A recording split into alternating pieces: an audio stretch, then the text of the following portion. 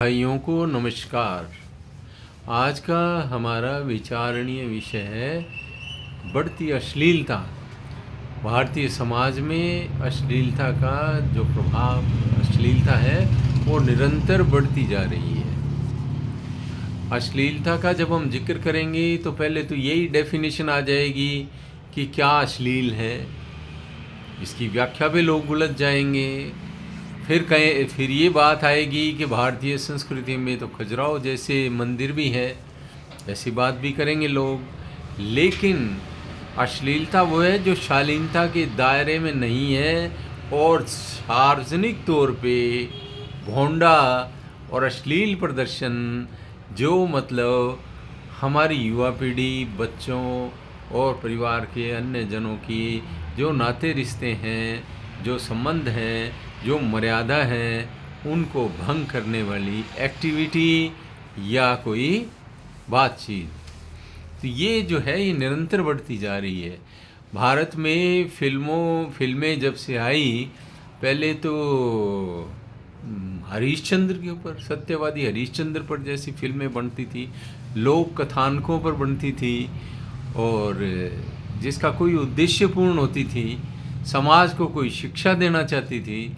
लेकिन धीरे धीरे धीरे धीरे उनमें पतन होता चला गया और पतन होते होते होते प्योरली मनोरंजन, फिर मनोरंजन में भी फूड मनोरंजन, फिर सारी मर्यादाएं ताक पे रखते चले गए और एक से एक फूड फिल्में, द्विअर्थी संवाद, इस तरह की चीज़ें आती रही।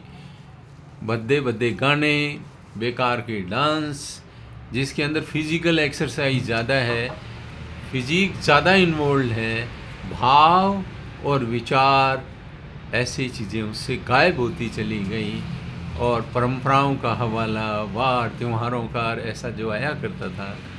अब तो वेस्टर्न फिल्में यहाँ आने लग गई, विदेशी फिल्में आती हैं तो उन पाश्चात्य फिल्मों को देख करके हमारे फिल्म मेकर्स की बुद्धि भी कुंठित हो गई और वो उनकी नकलें बनाने लगे और फूड नकल करने लगे। उनके तो चलो जैसा चलन है वैसा है। हमारी भारतीय संस्कृति की जो नेचर है उससे बिल्कुल ही अलग तरह की बातें होने लगी। तो इसमें ये मुद्दे उठने लगे हैं। फिर OTT प्लेटफॉर्म आ गए, उनमें बिल्कुल घर में ड्राइंग रूम में वैसे ही फूड डायलॉग्स, गालियों से भरे हुए डायलॉग जो बच्चों की ज़ुबान पे आने लग गए हैं और वो अपनी जनरल बातचीत में भी उसको इस्तेमाल करते हैं।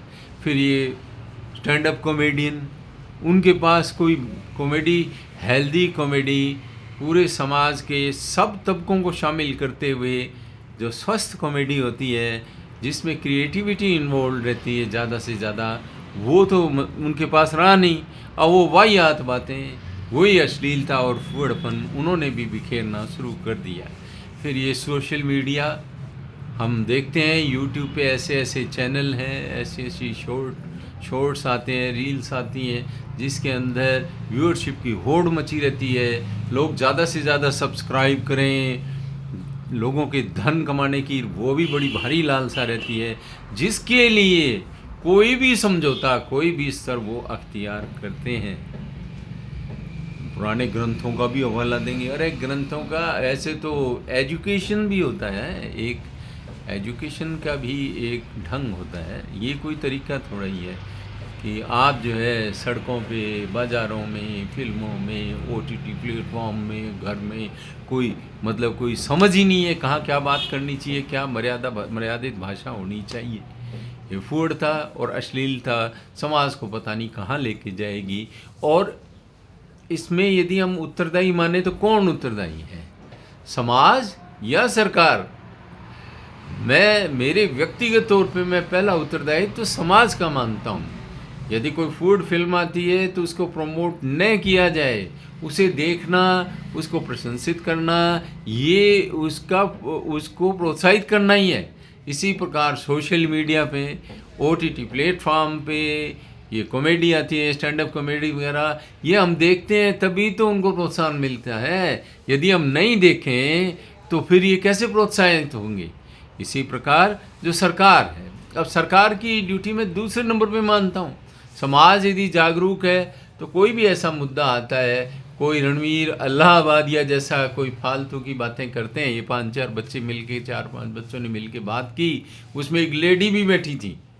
अब उनका नाम लेना कोई ख़ास एक रहना था, इनका कोई ज़्यादा उपयोगिता नहीं है। हमें समझने की बात है कि इन्हें जो लालसा है ज़्यादा से ज़्यादा व्यूअरशिप लेने के लिए, टीआरपी लेने के लिए, उसके लिए जो वाहियात बातें हो रही हैं उसमें हमारा सहयोग होता है।